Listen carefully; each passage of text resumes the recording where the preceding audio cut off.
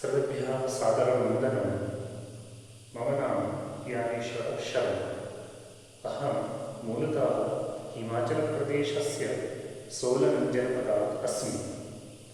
हिमाचलप्रदेशसर्वकारस्य राजकीयसंस्कृतमहाविद्यालयः तुङ्गेशे अत्र ज्योतिषाचार्यः अस्मि। किञ्च कार्यकारी प्राचार्यरूपेण अपि कार्यं कुर्वन् अस्मि। मम विषयः ज्योतिषशास्त्रान्तर्गतं भारतीयकालगणना इति अस्ति। अतः को नाम कालः इति आदौ प्रश्ने सति स्वयं भगवान् एव कालः।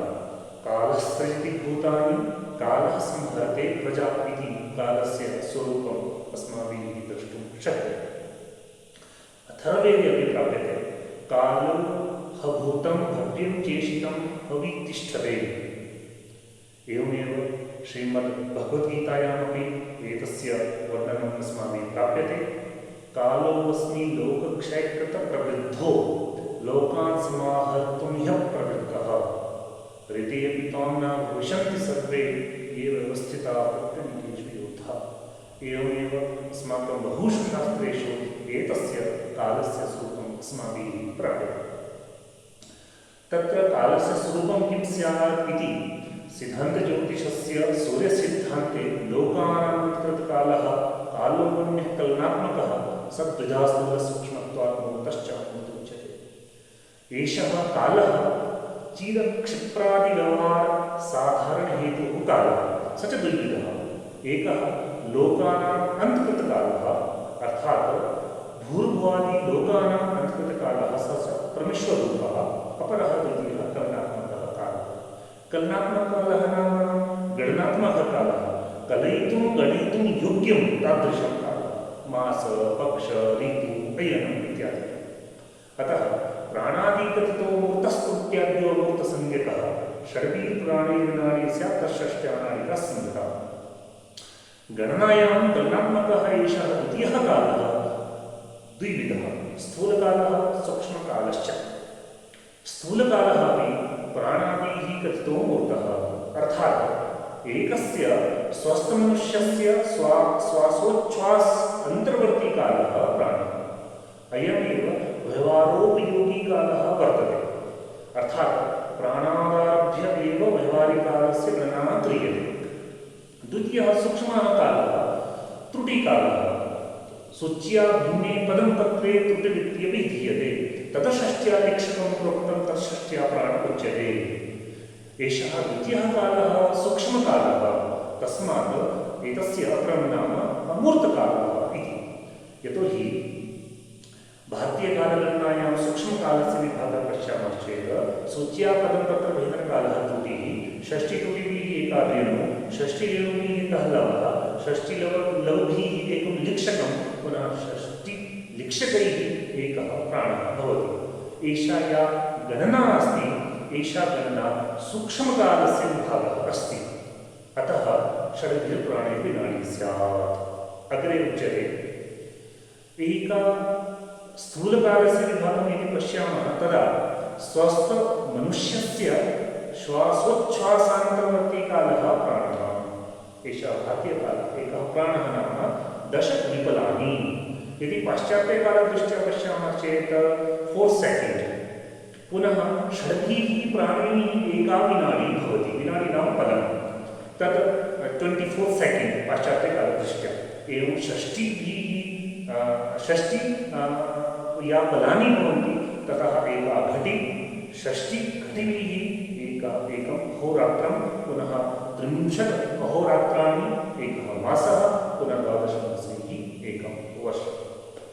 तत् किञ्चित् कालस्य स्वरूपम्।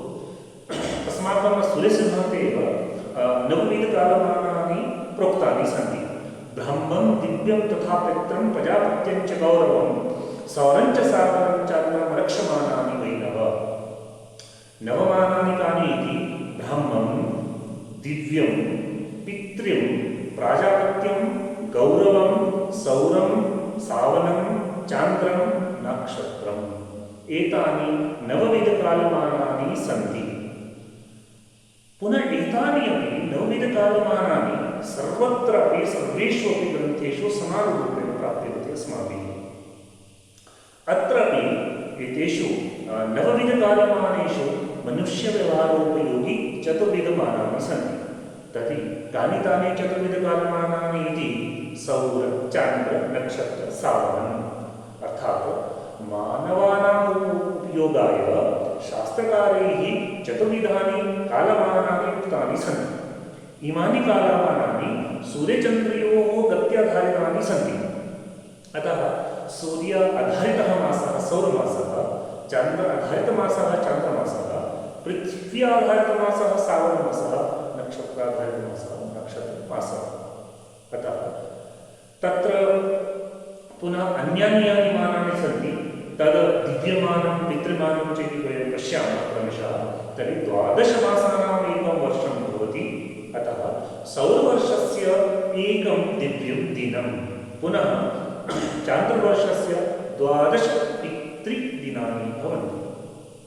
अतः पितृदिनं नाम एकः चान्द्रमासः, पितॄणाम् एकं पितृदिनं, 12 चान्द्रमासाः, पितॄणां 12 पितृदिनानि, पुनः सार्धद्वय चान्द्रवर्षं, पितॄणाम् एकः मासः, एवं 30 चान्द्रवर्षाणि पितॄणाम् एकं वर्षं। दैववानमपि तद्वदेव, अर्थात् अस्माकं मनुष्याणाम् एकं वर्षं तद् पितॄणां देवानाम् एकं दिनम्। अस्माकं 63 वर्षाणि तेषाम् एकं वर्षम्। एवमेव युगप्रमाणं 12,000 दिव्यवर्षाणां तथा मनुष्यवर्षाणां 43,20,000 वर्षाणां सौरवर्षाणाम् एकं महायुगं भवति। महायुगे सत् त्रेता द्वापर कलिसंज्ञकानि एतानि चतुर्युगानि अन्तर्गतं भवन्ति। दिव्यमाने यदि युगमानं पश्यामश्चेत् कलियुगस्य मानं 12,000 दिव्यवर्षाणि, द्विगुणितं उपरि द्वापरस्य, त्रिगुणितं त्रेतायाः, चतुर्गुणितम् अस्माकं सत्ययुगस्य। एवमेव मनुप्रमाणं यदि पश्यामः तदा 61 महायुगैः एकं मन्वन्तरं भवति, 14 मन्वन्तरैः पुनः 15 सन्धिभिश्च एकः कल्पः, अर्थात् ब्रह्मणः एकं दिनं। तावत् प्रमाणिका एव ब्रह्मणः रात्रिः सम्भवति। पुनः एवं क्रमेण ब्रह्मणः आयुप्रमाणं 100 वर्षाणि। पूर्णायुः 100 तस्य तया अहोरात्रसंख्यया इति। अतः त्रेता द्वापर कलि युगानाम् एकं महायुगम्, 71 महायुगैः एकं मन्वन्तरं, 14 मन्वन्तरैः 15 सन्धिभिश्च एकः कल्पः भवति। कल्पद्वयं ब्रह्मणः एकम् अहोरात्रम्। मनोप्रमाणं पश्यामः चेत् एवमेव ब्रह्मणः दिनमानं 1,000 महायुगानि एकं तत् दिनं भवति। इत्थं युगसहस्रेण भूतसंहारकारकः। ब्रह्मणः अहोरात्रं कल्पद्वयं, ब्रह्मणः परमायुः 100 वर्षाणि। एवम् अस्माकं 14 मन्वन्तराणि सन्ति। एतेषां 14 मन्वन्तराणां क्रमशः कल्पः भवति। वर्तमाने 7मः वैवस्वतमन्वन्तरः प्रचलति। क्रमशः इतः पूर्वं स्वयंभू स्वरोचिषः उत्तमजः तामसः रैवतः एवं प्रवृत्तमस्ति। एवं नवविधानि यानि कालमानानि प्रोक्तानि सन्ति। तत्र यत् सौरमानम् आदौ अस्ति, तो एतद्मानं सूर्यसम्बन्धिमानं सौरमानं, रवेश्चक्रभोगवर्षं प्रतिष्ठम्, अपि च संक्रान्त्या सौर उच्यते इत्यादि परिभाषया सूर्यः यावता कालेन क्रान्तिवृत्ते मेषादितो दिनान्तं गच्छति तदेव एकं सौरवर्षम् इति। वर्षे 12 मासाः, पुनः चक्रे 12 राशयः भवन्ति। अतः राशिभोगकालः एकः सौरमासः। एवमेव चान्द्रमानं, चन्द्रसम्बन्धिमानं चान्द्रमानं 30 तिथ्यात्मकः चान्द्रमासः, अर्थात् तिथिभिः चान्द्रः। अतः 30 तिथिभिः एकः चान्द्रमासः भवति। तृतीयं सावन्दिनम्, एकस्मात् सूर्योदयात् द्वितीयं सूर्योदयं यावत् यद्दिनं मानं तत् सावन्दिनमानम्। उदयात् द्वितीयं भानोः भूमिसावनवासरः इति सूर्यसिद्धान्ते उक्तमपि अस्ति।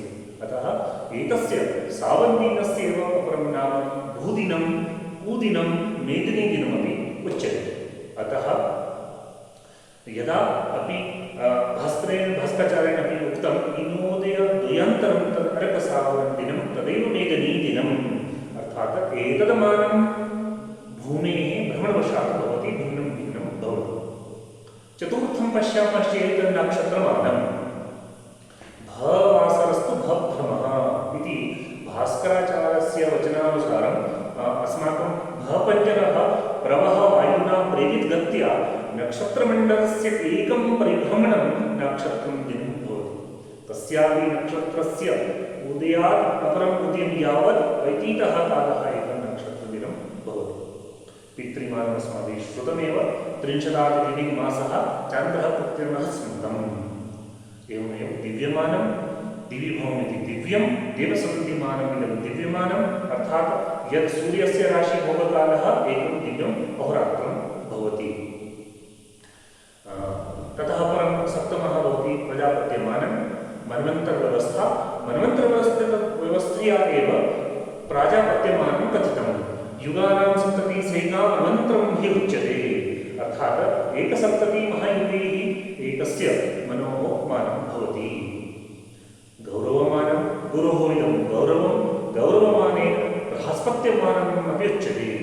मध्यमगत्या भोगेन गुरोः गौरववत्सराः। बृहस्पतेः मध्यमराशिभोगात् संवत्सरं साहितिका वदन्ति अर्थात् गुरोः मध्यमराशिभोगकालः एव गुरोः एकं वर्षं भवति। अन्तिमं भवति अस्माकं ब्राह्मं मानं। ब्रह्मणः इदं ब्राह्मम् अर्थात् ब्रह्मसम्बन्धिमानं ब्राह्मं मानं भवति। ब्रह्मणः दिनं 1,000 महायुगानि। 1,000 महायुगैः सिद्धः कल्पः एव ब्रह्मणः एकं दिनं तावत् प्रमाणिकाय तस्य रात्रिः। इत्थं युगसहस्रेण भूतसंहारकारकः कल्पो ब्राह्मणः प्रोक्तं शर्वरी तस्य तावति एवं ब्रह्मणः अहोरात्रमानेन परमायुः शतम्। आयुषो अर्धम् इदं तस्य शेषकल्पो वयमादिमः इत्यपि अस्माभिः प्राप्यते। तस्य आयुषः अर्धं भागम् अतीतं शेषकल्पोऽयम् आदिमः भवति।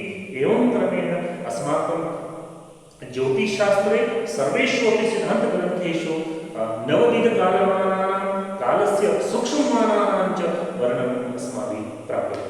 इत्युक्त्वा अहं विरमामि। जयतु संस्कृतं, जयतु भारतं। नमो नमः। सादरं नमामि।